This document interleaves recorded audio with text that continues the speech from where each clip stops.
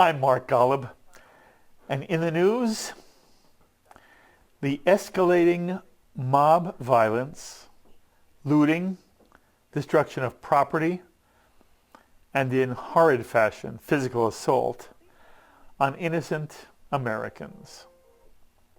And by the way, ugly expressions of anti-Semitism, as was experienced by Congregation Bethel in Los Angeles, where their walls were spray painted with the words, "Free Palestine, F Israel."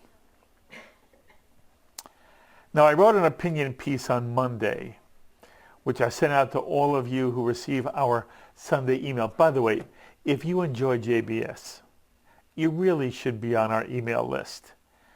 You'll get our Sunday email listing all the programming for the upcoming week. You'll receive program alerts when a program is added at the last moment, and you'll get press releases and any opinion piece I might do from time to time. And the only downside is that we'll have your email address, and every now and then you might receive an email from us asking you to support JBS. But my hope is, if you really enjoy JBS, you're already supporting the channel. Anyway, I wrote an opinion piece on Monday responding to the wave of protests throughout America after the horrific murder of an African-American man, George Floyd, by a Minneapolis policeman. I am most gratified to say that the overwhelming number of you who wrote me in response to my piece very complimentary things to say, which meant the world to me. Kenneth, thank you so much. And thank you, Dennis, and Zalman, and Iris, and Elise, and Aaron, and all of you who took the time to write me notes, sometimes adding to my thoughts. I am most grateful. And as I read the emails I received, it occurred to me that I wanted to speak to the two things that are troubling me most, one of which I find, strangely enough, to be somewhat controversial. I am deeply troubled by any systemic racism that may exist in our police departments and by any racist acts which degrade other people's feelings and prevent them from creating fulfilling lives for themselves and their children anywhere in American society. And to be sure, as I wrote in my piece, that is what is motivating peaceful protests throughout America. It is the number one concern.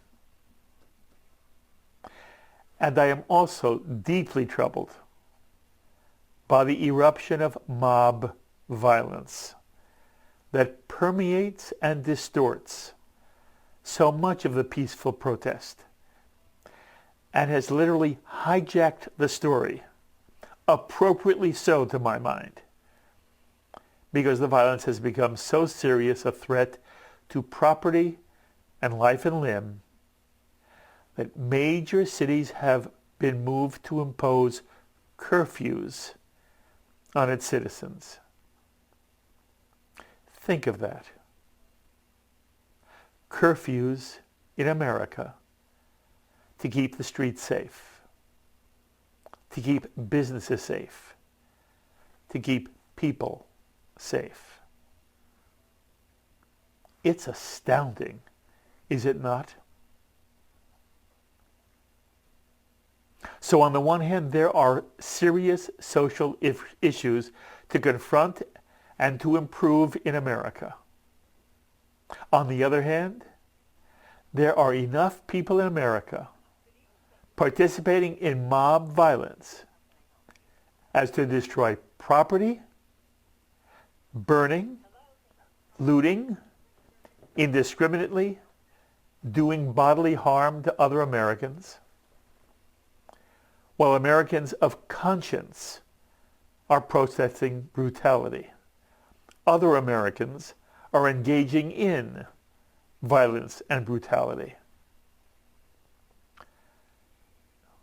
To me, anyone who does not appreciate the gravity of this phenomenon is making a grave error.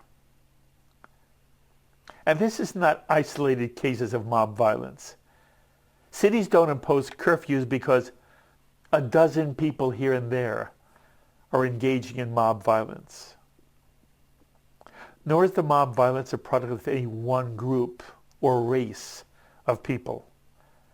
It's a rainbow mob. White, black, brown. And everyone's saying, it's the other guy. It's the white racist. It's Antifa. It's outside agitators. It's a mob. And the kind of mob that's the worst thing a society can tolerate. Mobs destroy. They never build. Mobs destroy. They corrupt. They are inherently self-centered, self-interested, and selfish. And they permit themselves to do anything. They give themselves license to destroy, to steal, to brutalize.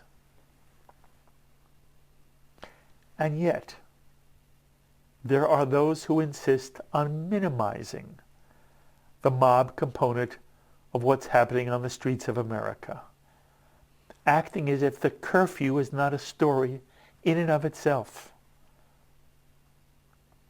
So I want to make my own position as clear as I can. And as always, you're free to agree with me. You're free to think I'm full of baloney. I want to begin by being crystal clear on the overarching fact. Fact. The vast, vast majority of people in the street are peaceful protesters, expressing their solidarity with the African American community of America and are participating in a call to this country to fulfill its vision that all are created equal, that this is a country dedicated to the principle of liberty and justice for all, and in the fulfillment of the dream that each shall be judged not by the color of their skin, but by the content of their character. This is why people have taken to the streets. There's a widespread feeling among the people of our nation that there is still systemic racism at work in the United States of America, and that one of the institutions where this racism is most egregious is in our police departments.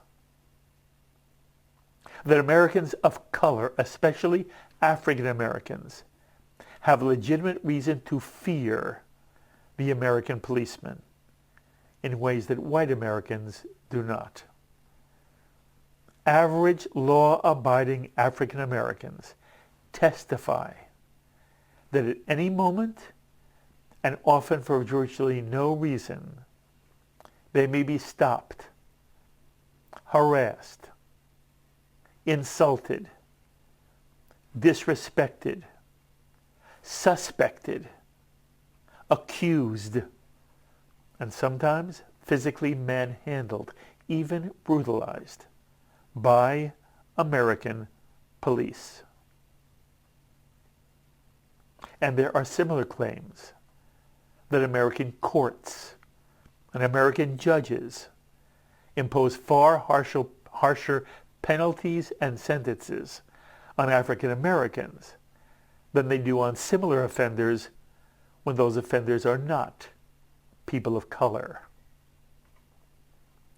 That's what's causing Americans of all ages and all colors, all religions and ethnicities and social stations to take to the streets of America. And the vast, vast majority of these protesters are non-violent. And by the way, are there instances where individual policemen have used unnecessary force against peaceful protesters? There seems to be. Though I sometimes feel people have no understanding of what police work is and how police must use force when they're dealing with situations of potential danger and violence. You know, it's never smart to provoke a cop. It's never smart to be a wise guy with a policeman. And I have every reason to believe African Americans who describe how often they are stopped by policemen, they're telling the truth. I also hope you've seen some of the lovely pictures, scenes of policemen taking off their helmets, putting down their batons, walking with the peaceful protesters. We've seen policemen kneel, taking a knee with peaceful protesters.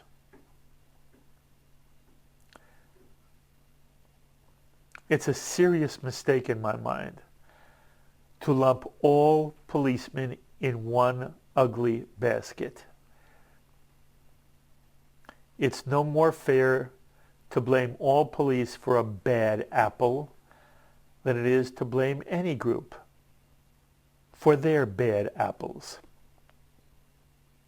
And a policeman's job, a policeman's sacred duty, is to protect society as best he or she can, to protect us, regardless of our color, to protect us from anyone who would do us bodily harm or harm our property.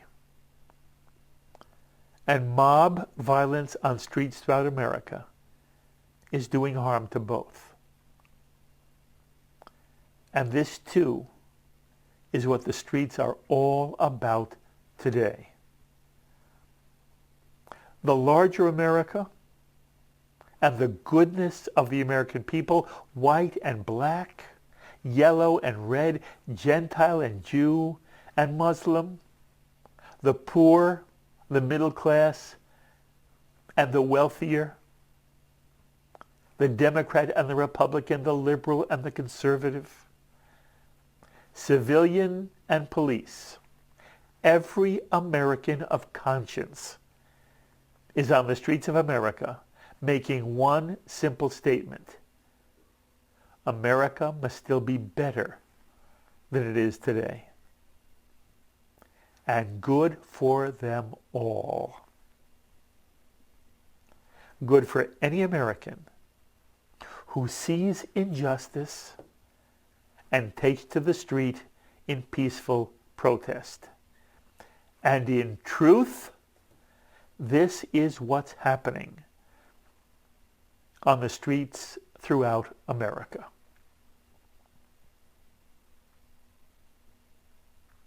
And also, in truth, there has been and there always is a small percentage of people who turn goodness into ugliness. The truth is that some people have turned a noble protest into an ugly mob, which has given itself license to destroy and to loot and to burn and to physically assault, to the point that violence has indeed become the story. And the social message of reform has been pushed to the side. There are those who argue the violence should not be the story, that we should only focus on the object of the protest, in this case, the brutal, senseless murder by an American policeman of an African American man already on the ground, already in handcuffs. And while his fellow policemen stood by, watching, doing nothing to save a fellow human being. This, say the peaceful protesters, is symptomatic of a pattern of police brutality directed at Americans of color, especially African Americans. At the same time, by the way, there are people who argue that police departments are overwhelmingly non-racist. Police chiefs are people of color. In Minneapolis, the police chief is a man of color. And it's interesting, while people point out that the vast majority of peaceful protesters should not be tarred with the acts of a violent minority, there are many, many highly respected police officers, and again, police chiefs, including those of color, who ask for the same perspective when applied to the police as a whole. The vast majority of police in this country are not racist, and they should not be tarred by the wholly unacceptable acts of a very few. And so the debate goes on. Are police departments systemically racist, reflecting a systemically racist America? Or does America, the American people, do the American people abhor racism? And it's only the bad cop who's a racist. And again, there are people who feel passionately on both sides of this issue. But whichever side of the issue any one of us may be on, there should be one point of total agreement. Mob violence is unacceptable, just as racism is unacceptable. And mob violence should be condemned, no less than racism should be condemned. Mob violence is never justified, just as racism is never justified. And it is a failure of conscience to say that mob violence has not become the story today. When cities must impose curfews to protect property and life, mob violence is today's story. Macy's is today's story. Businesses owned by African Americans looted and burned to the ground. A life's work and a life's savings destroyed. That is today's story. And today's story is that there are those who refuse to make it the story, who pretend that it's only a sidebar, unworthy of major attention. When respected anchors on television refuse to call people who burn and loot and assault, refuse to call them thugs, but insist on calling them protesters, that becomes the story, and it should be. It should outrage every one of us. Most of life is not simple. Most of life is complicated, complex. There's nuance and context, subtleties to stories that make legitimate interpretations all possible. People see reality differently. That's human nature. Good people try to reason with people with whom they disagree. and good people are open to reason presented by others. That's not the way people tend to operate today. And this too is the story. It may be the larger story. People don't want to listen to one another. They don't want to listen to another's perspective. People are so committed to their own narrative, their own set of facts. No matter how erroneous or preposterous or incomplete their own facts may be, they're already committed to their own truth. And you know, Israel deals with this problem every day. When people criticize Israel for things that are either wildly untrue or completely out of context. And there are American Jews who have no patience with facts or history or context when it comes to Israel. Similarly, here too, people have made the issue of police racism a matter of ideology, almost a matter of partisan political ideology. They're most comfortable with a blanket statement. Racists, they're all racists. The police are all racists. And they all treat people of color, especially African Americans, unfairly, unjustly, inhumanely. Or with similar blanket statements on the other side. Such as, there's no racism in American police departments because there's no racism in America. I want to say it again, and you may agree with me or you think I'm way off base.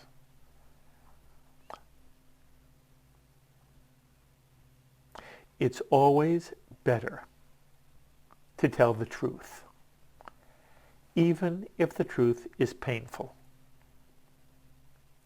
As a society, our only chance is to tell the truth. And here the truth is, there's still racism in America. And there are racists in every line of work, including police departments.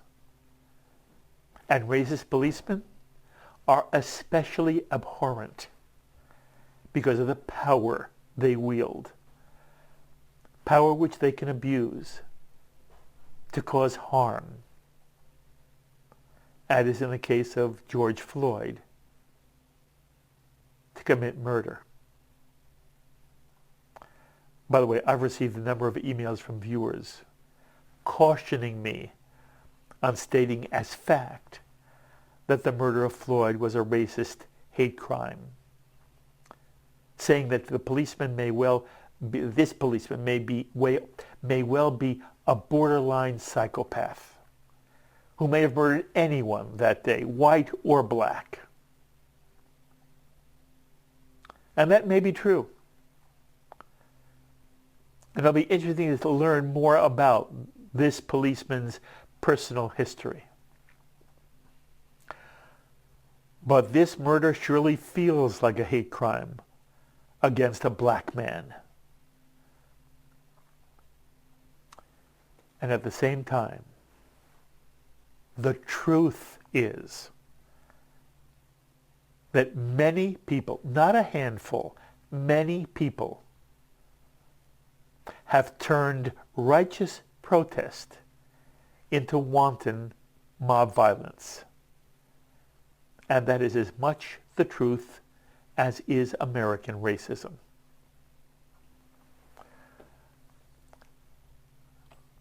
And what's it all mean? It means human nature has a great deal of good in it and a good deal of bad in it. As our sage rabbis teach us, each of us has a Yetzer Tov, inclinations toward goodness and selflessness, and the Yetzer Hara, inclinations toward selfishness and self-serving rationalizations. We do not live in a messianic world. We live in a world where we are striving toward a messianic time when no human being, woman, child, or man will fear anyone, least of all someone in a police uniform.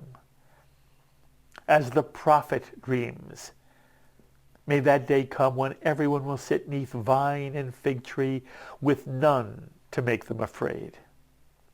How wonderful a world would that be? But we're not there yet. In my op-ed, I quoted a verse from Pirkei Avot, Ethics of the Fathers. By three things does the world endure. By emet, truth. By din, justice. And by shalom, peace. The world endures, is sustained, teach the sage rabbis of our tradition. By truth, justice, and peace. But truth comes first. Without truth, there can be no justice. And without justice, there can be no peace. We all strive for shalom, peace, for every individual, for every person on this tiny globe. For there to be shalom, there must be a faith in our system of justice, that it's colorblind, giving no favor to the rich nor to the poor, simply being fair. To the extent that our justice system falls short of this goal, social peace is impossible. And we're living that reality today. But for there to be justice, teach our sage rabbis, there must be a commitment to the truth. That's the foundation of it all. Truth. My friends, there is much to improve in our world, in our society, in our country. And those with the moral courage and moral strength and moral voice to call out those in power, to call out the system for any failure to respect the dignity and sanctity of every human being of any color. Those with that moral courage, may their voices never go silent. They are doing God's work. But may the brave among us also have the courage to call out violence anytime it is directed at an innocent, and anytime it is used to destroy and undermine the good that is the very basis and foundation of our society. That which makes change and growth and increasing righteousness possible in the United States of America. Both are the stories of today. And to leave either out is to fail to tell the truth. I'm Mark Golub. Stay safe and be well, my friends.